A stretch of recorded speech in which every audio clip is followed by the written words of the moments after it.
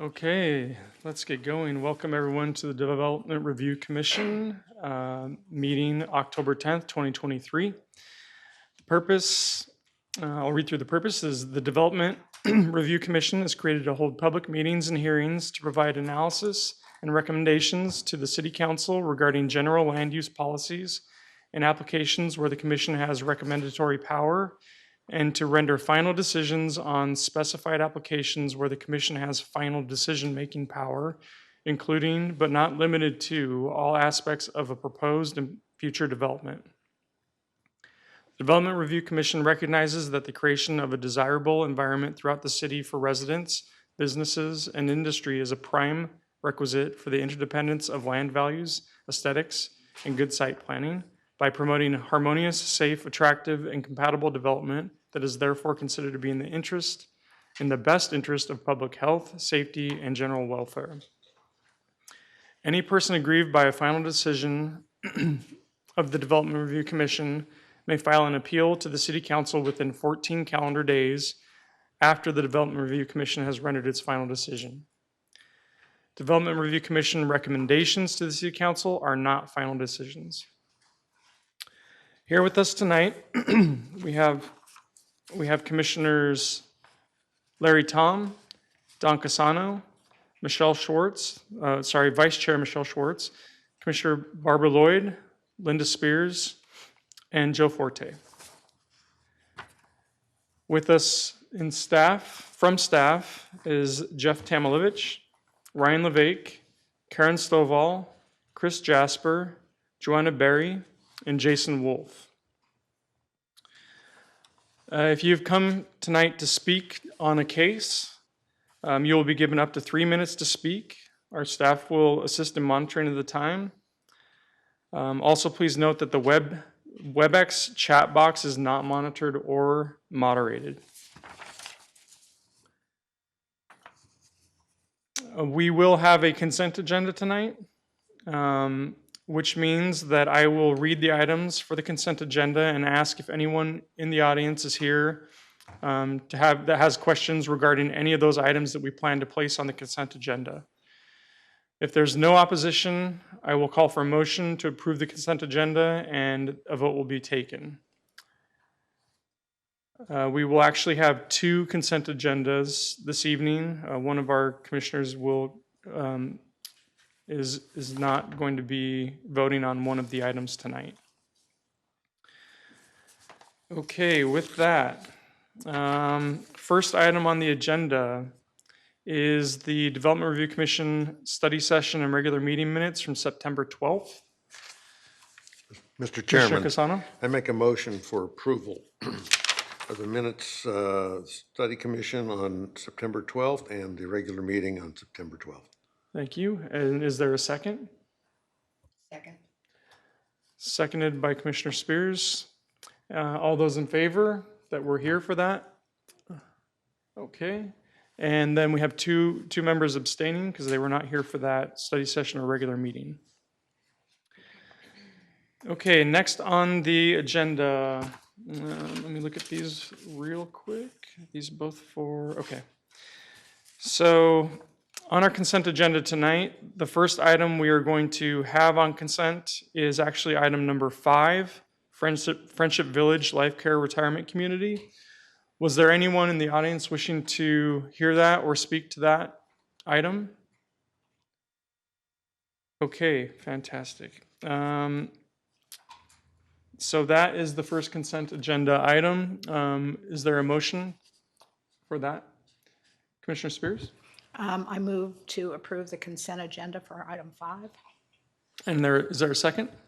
Second. Commissioner Lloyd? All those in favor, raise your hand. Okay.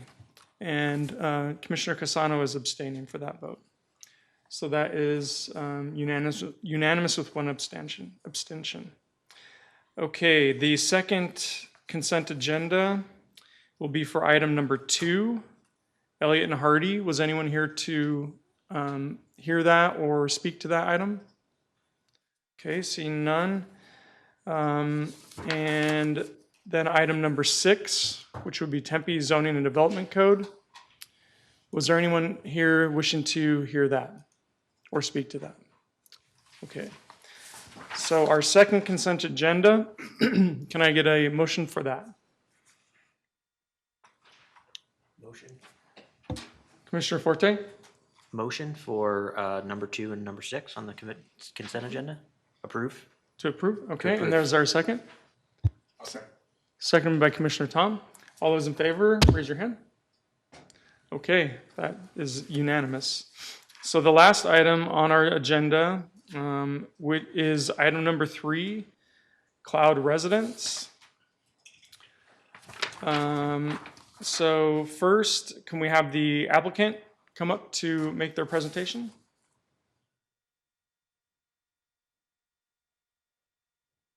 Is the applicant here? The applicant doesn't have a presentation Oh, prepared. okay. Then the staff presentation. Welcome. This is item number 3, cloud residence. Thank you.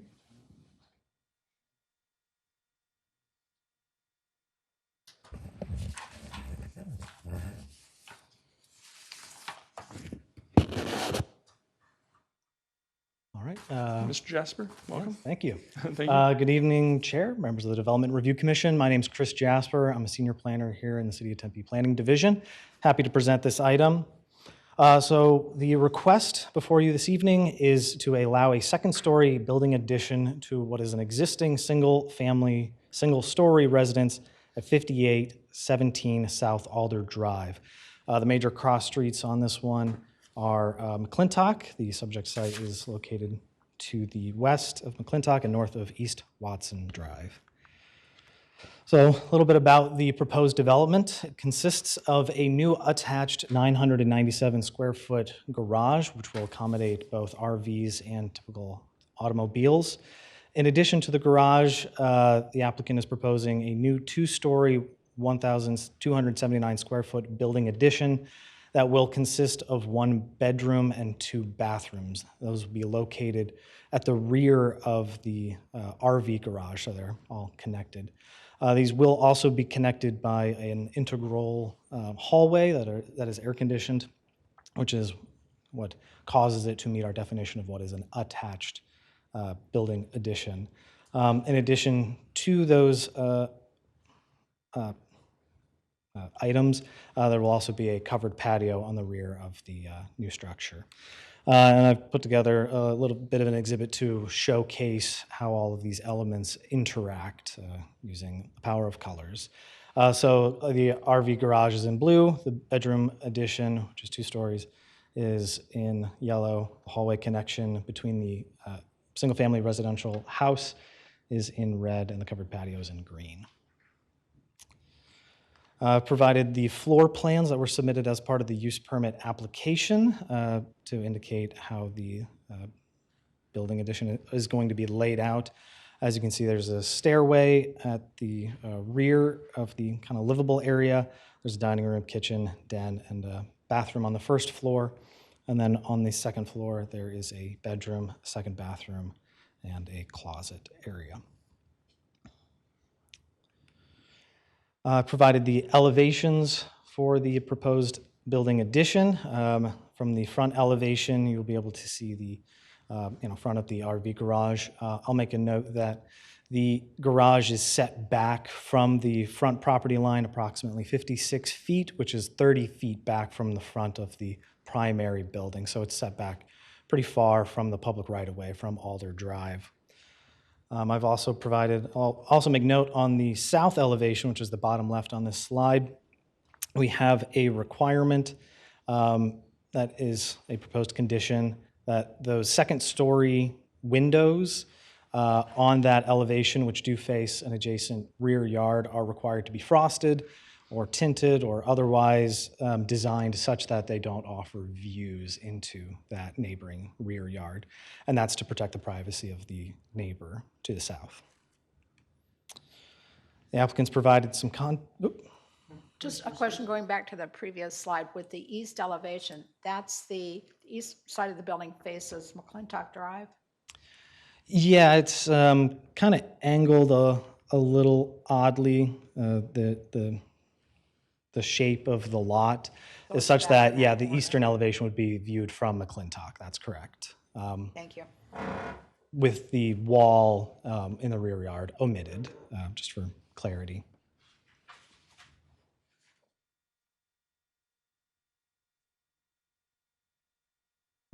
As with most use permit applications, a neighborhood meeting was not required, nor was it held. We did receive one letter of opposition, which was provided to you earlier today, and it did identify concerns with the height of the structure and potential noise nuisances or nuisances related to noise.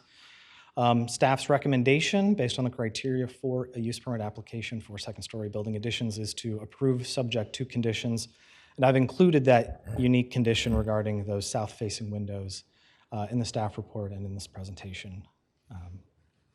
And that's the only unique condition associated with this project. So that concludes my presentation, and I'm available should you have any questions. Sorry, any questions? Commissioner Casano? Yes. When you talk about the height of the structure, I couldn't read the little numbers here on the screen. What is the total height for the second story? Yes, thank you, Chair, Commissioner Casano. The total maximum height is 26 feet from grade.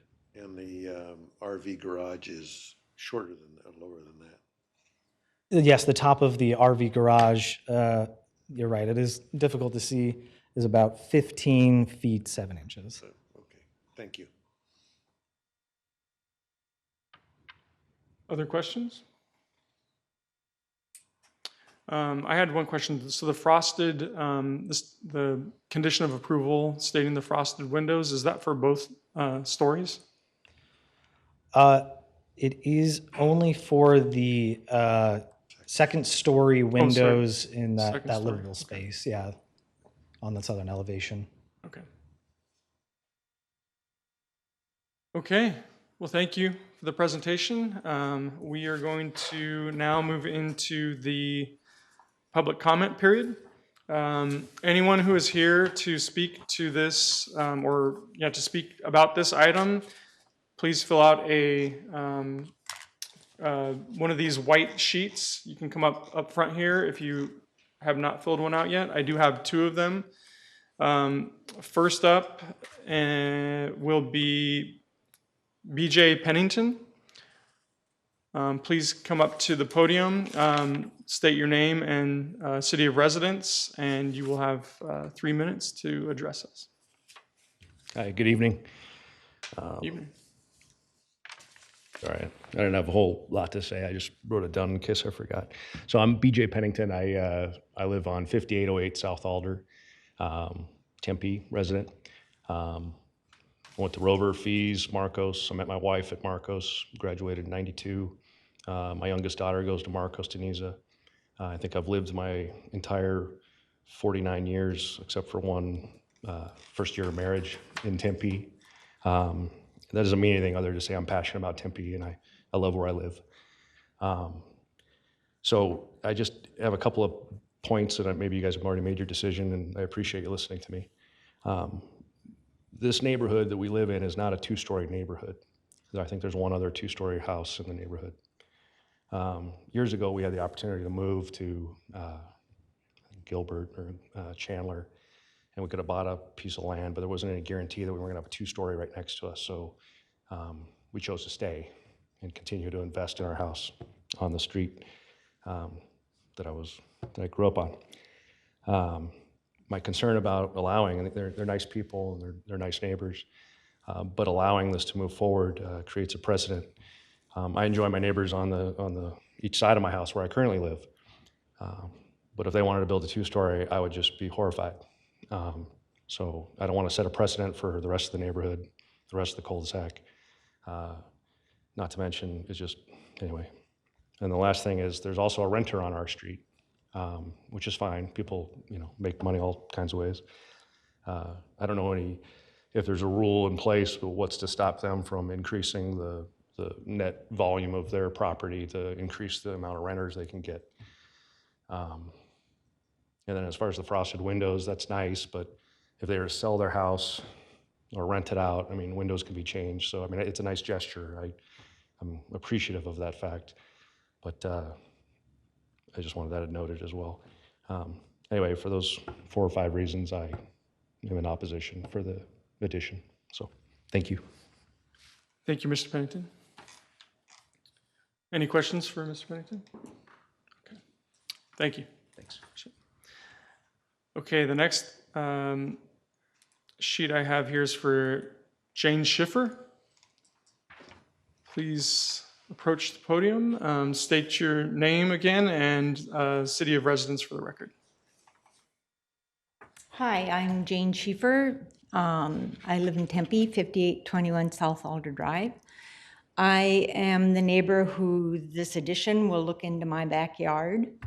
So of course I'm concerned for privacy reasons, but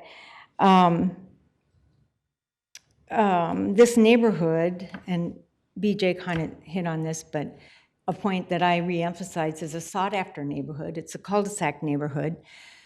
I know a lot of people who wait to get into that neighborhood and watch, and the houses don't turn over a lot. One of the reasons it is, it's the privacy of the neighborhood that's really nice. And so a 2-story building does concern me.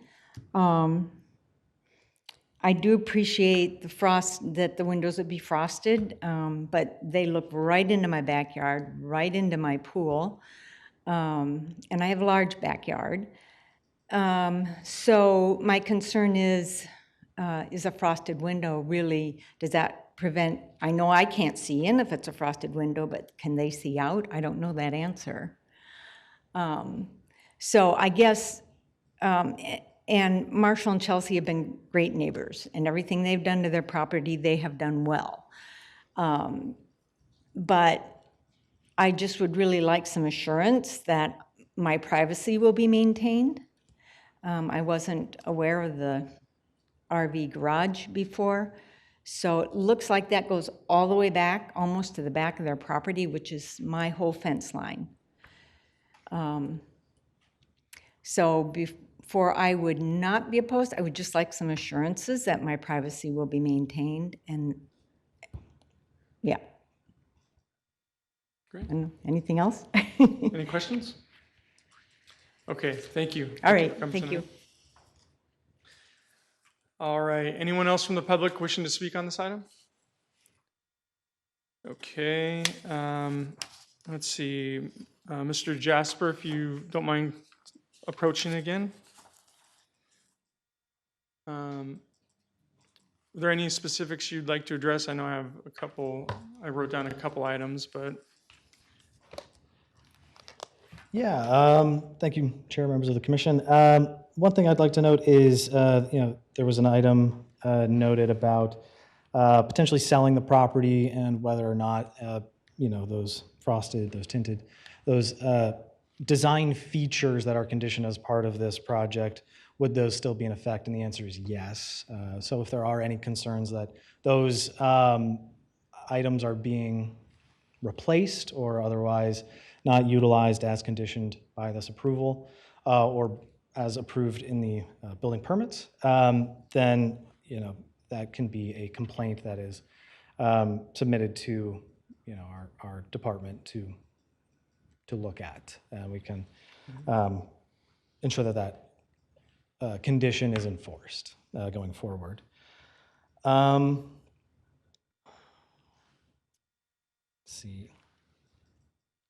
As for the number of 2-story structures in the neighborhood, admittedly, there are not many. I did provide a map in the staff report identifying 2-story structures in the area of the subject property. The majority of them are located to the north in the Lakes neighborhood.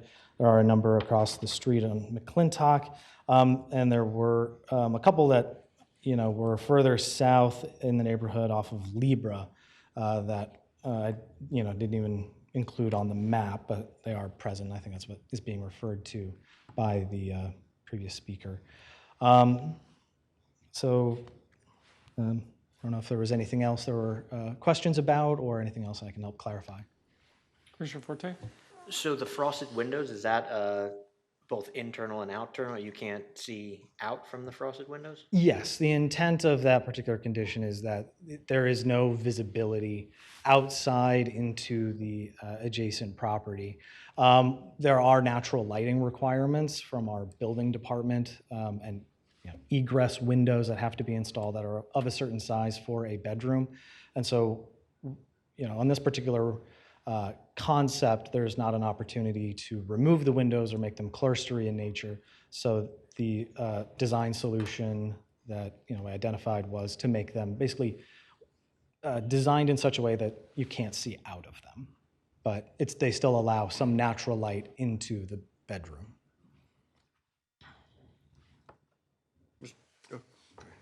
Commissioner Spears? Does this addition meet with the city's intent to encourage ancillary dwelling units? Would this addition of the residential? Yes, thank you for the question, Chair Commissioner Spears. So this would not be considered an accessory dwelling unit. This would be considered a building addition or a bedroom to the primary structure. It would not be intended to be rented out. Commissioner Casano? Yes, along that line, so the only access to this is through the existing home itself. There's no secondary access point that somebody could rent and come around the side of the buildings. Yes, thank you for the question, Chair Commissioner Casano. I don't know if we can get the PowerPoint back up. You can look at the floor plan for that first story. This is a side comment where you're doing that. I find it interesting, the applicant isn't here, is he? That's correct. Yeah. So, we can't ask the questions we'd like to ask of the applicant about the massing of that building, the look of that building. It looks like a flat wall on one side, doesn't really have any design to it at all. It's just a big flat surface. So, it would have been nice to have the applicant here. Yeah, so the applicant is present, and they can answer any questions that you may have. The architect is not present, Okay, however. I see. Thank you. I don't know if we're able to get the PowerPoint back up to get the. Oh, I'm so sorry. Oh, no problem. I assure you I'm. So on the first floor of the proposed development, there is a outdoor exit through the kitchen at the rear, and there is that integral connection that we require for attached structures coming from the primary structure into a foyer where they would then be able to take the upstairs.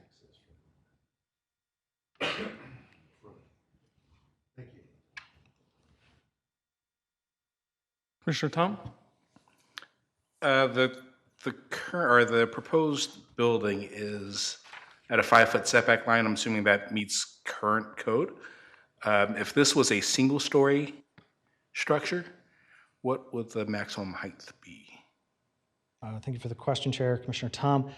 So the side, are you referring to the side setback? Yeah, where the addition is. So it's 5-foot setback, I believe, if I'm reading this right. Yes, yeah. Because this is considered an attached building addition, it's required to meet the principal setback or the setbacks for any principal structure. So it's evaluated as basically a single-family residential product. And in this particular zoning district, that is a 5-foot It is setback. 5. And if this was if that guest room was a single story, what would the allowed height be? It would still be 5 feet. No, the allowed height, total. Oh, building the height. height, excuse me, yes. Maximum height would be 30 feet, yeah. Okay, thank you. Commissioner Lloyd? Thank you, Chair. I just wanted to go back to the design of the windows. When you talk about that it's required in a bedroom to have an egress point, do all 3 of them need to be, or I guess maybe point out which windows are affiliated with the bedroom, which windows face towards the neighbor's adjacent backyard, And do all of them need to provide egress, or could it be possible, and I don't know if it would even help the situation, to design it where if there were more of the windows that were up higher and smaller so that they couldn't even be viewed out of, but they would be providing natural light, and then require the minimum necessary for egress. Right. Chair Commissioner Lloyd, yes, thank you. There are two windows that are kind of the larger, I think, egress nature on that south side. So on the bedroom, on the kind of bottom of the drawing there, you can see, two kind of breaks in the wall within the bedroom, and those represent the two windows on that south elevation. And to the right of those are two of the smaller windows that are, in the closet area. As for building code requirements for number of egress windows, I'm not sure of the exact required number. I know at least one is required. I'm not sure off the top of my head if the number that is provided is required. But certainly, if there's an opportunity to reduce that number in favor of like clerestory windows that are non-viewable, that's a potential design solution as well. So the definition of egress would mean that they would be able to be opened, so you could exit the building in some way? Yes, Commission, Chair Johnson. My understanding from the building code is that an egress window allows for, correct, the opportunity to exit through the window. As it was described to me by our building safety folks, it's also the kind of window that would provide an opportunity for a firefighter to enter into the building safely in the event that they needed to use a ladder to get through that window.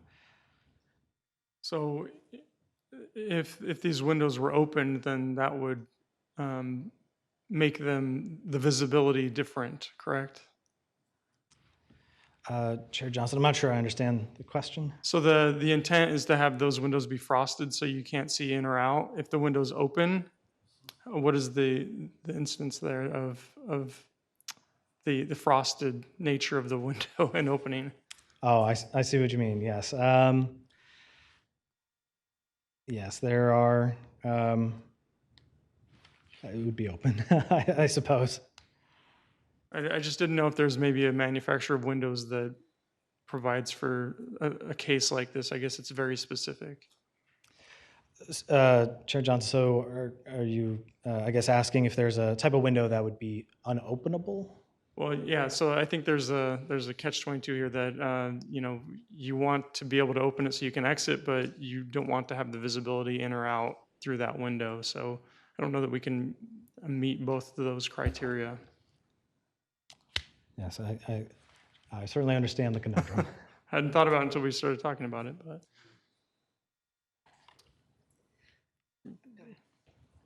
Commissioner Schwartz?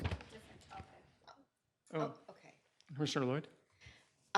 So I just wanted to state too, for the record, that, I appreciate the applicant making an investment back into their home and try to make efficient use of the space we have to work with here in Tempe. So overall, I like the concept, but I would like to recommend, and I don't know if I want to make it a condition specifically, but I do think that working with staff to potentially identify alternative designs of these windows to allow for the minimum requirement for safety purposes and natural light purposes, but to design it with the minimal amount of visibility into the backyard. Because right now, I think that's not being addressed, even with film, right? Because we've just identified that it can be opened.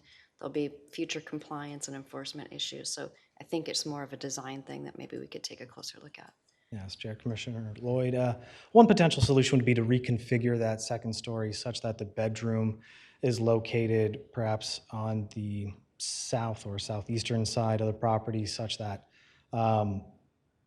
that egress window is located facing McClintock rather than the neighboring property.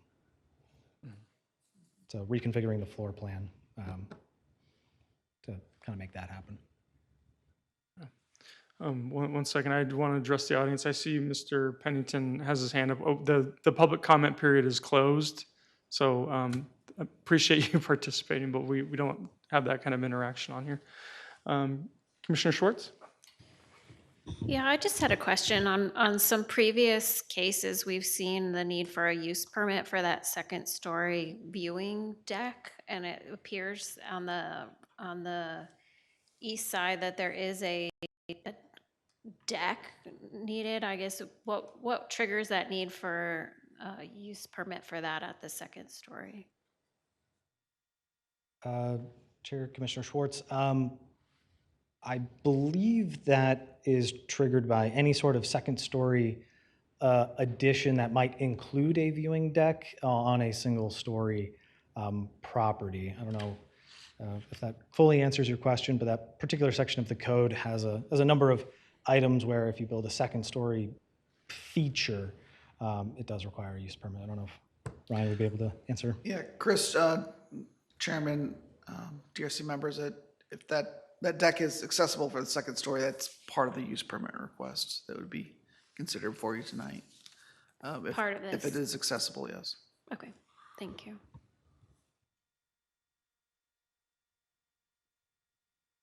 Any other questions from staff? For staff? Okay.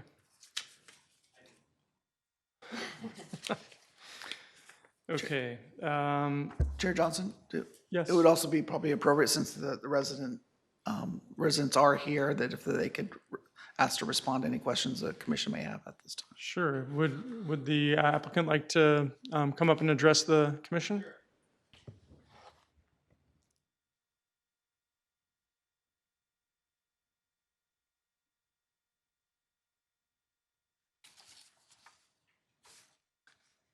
How you doing?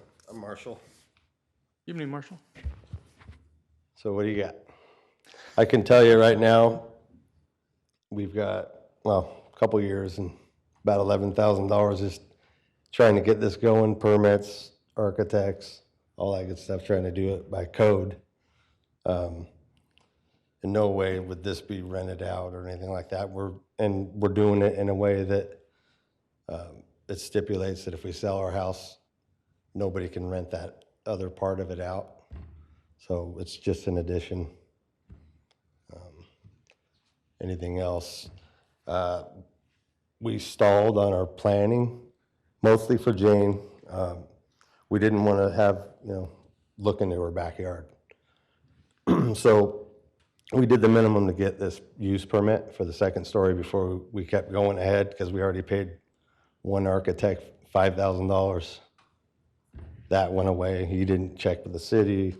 He didn't do any, we were gonna do a standalone building. And so that blew up on us, and we got a new architect, designed it just far enough to where we could find out if this is, something we could get a use permit for. So we did the bare minimum. At this point, we can change a lot of this stuff around to make it, if we gotta put the window for the bedroom on the east, that's fine. We can do all that. So that's kind of why it's not a full set of plans. Like I said, right now, we're so far 2-3 years and $10,000-$11,000 into just trying to get here that we didn't want to go any further. So,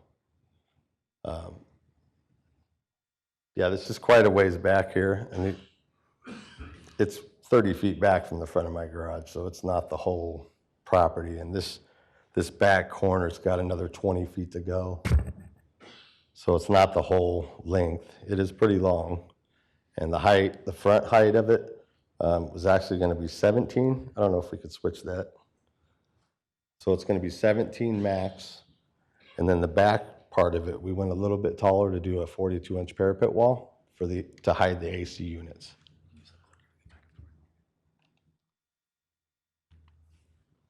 Oh.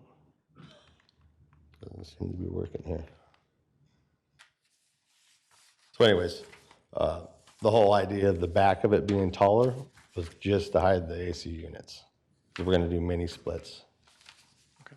I didn't want this big monstrous thing sticking off the top of our house looking, bad for the neighborhood. Thank you, Mr. Cloud. Questions for Mr. Cloud? I Commissioner I Tom? do have a question. So are you willing to work with staff to redesign that floor plan on the second floor? So Absolutely. Yeah, the no. potential of those windows, those egress windows are facing McClintock rather than facing the neighbor? Yeah, we can do that. Okay. Like I said, I work with Chris. I've been doing this for so long, trying to get this done. Yeah. And another guy before him. That's how long it's been. The other guy retired, and I got him. But he's been pretty good. And like I said, he's kind of directed me into the, what I can and can't do. Any other questions for Mr. Cloud? All right, thank you very much. All right, thank you. Okay, question for staff, Commissioner Tom. If we were to make a motion to approve this use permit, how do we go about doing that? Or do you have a suggestion how we could go about doing that so we can have the egress windows to face McClintock without having to essentially redesign his floor plan right now? So we could stipulate it so the egress windows are on the McClintock side rather than on, I don't even know what direction that is, south side.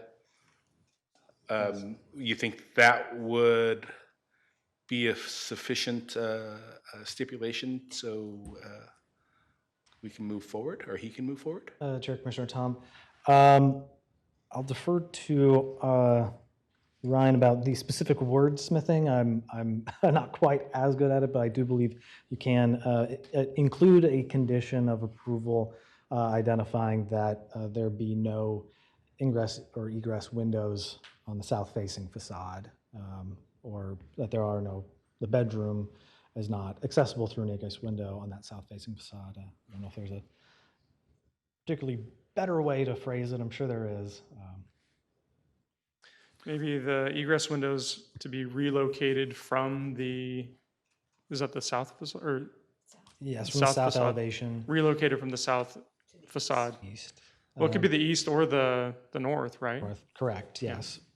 And the condition would include sort of a timing element to be evaluated and approved with the building permits. This would give staff enough discretion to work with the applicant to find out what amount of floor plan changes might be necessary to facilitate that with still complying with building code. Okay.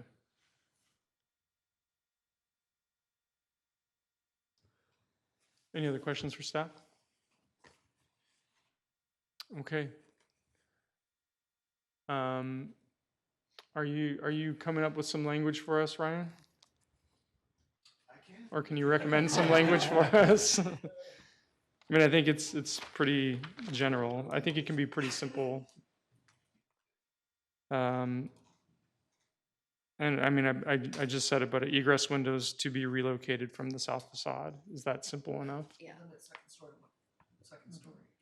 Second story, right.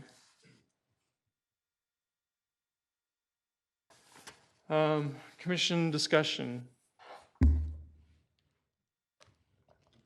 Okay, is there a motion? Okay, I'll make a motion yes. to approve PL 230204 with the condition that the egress windows will be relocated from the east facade, and the applicant will continue to work with staff to redesign the second floor to accommodate that. Works? Second. Excellent. I'm sorry, From the from the south. From the south Sorry, facade. it doesn't have to be to the east. The egress windows will be removed from the south facade of the second floor. Doesn't have to be the east. They'll just design Could be on it. any side. Okay, do we capture that? Yes. Okay. So there's a motion from Commissioner Lloyd. Is there a second? Second. Seconded by Commissioner Spears. All those in favor, raise your hand. Okay, and that passes unanimously. All right. It's a late night here. It's 6:40. So, any commission member announcements? No? Nothing? Okay, come on. Let's hear it. So Four Peaks Oktoberfest is going on this weekend, and we're still looking for volunteers. So if you'd like to volunteer, pour some beer, serve some brats, love to have you guys come out. Maybe our Friendship Village people will come out. Bring their beer with them. All right, and city staff announcements? Thank you, Chair. We've got our October 24th regular meeting agenda drafted. We've got several requested items, 7 in total. Request for development plan review for addition of existing furniture store at Ashley Furniture, 8515 South Emerald Drive. Got a development plan review for 19 single-family residential units and 104 mixed-use building with ground floor commercial for La Victoria Commons at 2320 East Apache Boulevard. We have a use permit request for a bar and live entertainment for Devil's Hideaway at 401 South Mill Avenue. A request for use permit standard to increase the maximum lot coverage from 25% to 27% for a new single-family residence at Prestonario Residence at 2035 East Ranch Road. And we have a request for use permit to allow required parking in the front yard building setback for Islehard Residence located at 817 West 17th Place. And a request use permit standard to reduce the side yard setback from 10 feet to 8 feet and front yard setbacks from 20 feet to 16 feet for 4 new single-family residences for Skybridge Maple, located at 1217 South Maple Avenue. And then finally, we have a request for a use permit to allow distillery with ancillary uses, retail and tasting room for a liquor license, Series 18 in the GID zoning district for Revelo Distillery at 226 West Vaughn Street. So the agenda items we have for the October 24th. I will also note too that we're actually, community development planning staff are initiating a public outreach process for potential ADU expansions and updates on our accessory dwelling unit ordinance provisions. We're going to start that process October 16th through October 30th. There'll be a couple public forums, online forum, public meeting, and then a survey questionnaire to ask if the public has any questions or interest in seeing our ADU provisions expanded to their single-family areas. That information then will be brought to a future City Council study session, November 20th, for future further direction on the matter. Very good. And would make its way eventually to us if it moves forward? If we get direction from council to move forward, yes. Okay, great. Thank you, Mr. LeBake. Okay, we are adjourned. Thank you, everyone, for coming tonight.